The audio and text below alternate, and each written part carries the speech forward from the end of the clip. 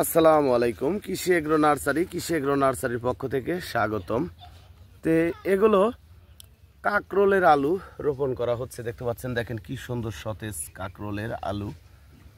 তে কাকরোল চাষের উপযুক্ত সময় এই ফাল্গুন মাস, চৈত্র মাসের 15 দিন পর্যন্ত কাকরোলের আলু রোপণ করার উপযুক্ত সময়।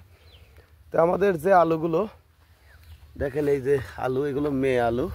এটার দুই ধরনের বীজ প্রয়োজন, এক হচ্ছে মেয়ে আর এক হচ্ছে পুরুষ, অর্থাৎ মেল ইমেল দুইটারই প্রয়োজন।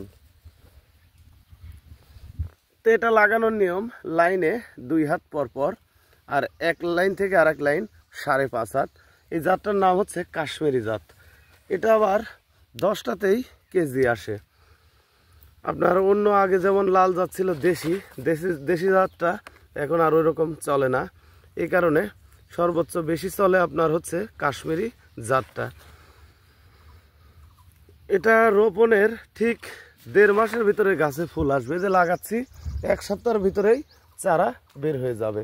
অর্থাৎ এই লাইন থেকে এই লাইনের নিয়ম 5.5 হাত, আর লাইনে রোপণ করতে হবে 2 হাত পর পর। উঁচা জমিতে কাকরোল চাষাবাদ করতে হয়, নিচু জমিতে ভালো হবে না। তো ভিউয়ার্স, আপনারা কাকরোল চাষাবাদ করতে চাইলে আমাদের সাথে যোগাযোগ করতে পারেন এবং বীজ সংরক্ষণের জন্য আমাদের সাথে যোগাযোগ করতে পারেন। আমরা বাংলাদেশের প্রতিটি জেলায় সুন্দরবন কুরিয়ার সার্ভিসের মাধ্যমে পাঠিয়ে থাকি।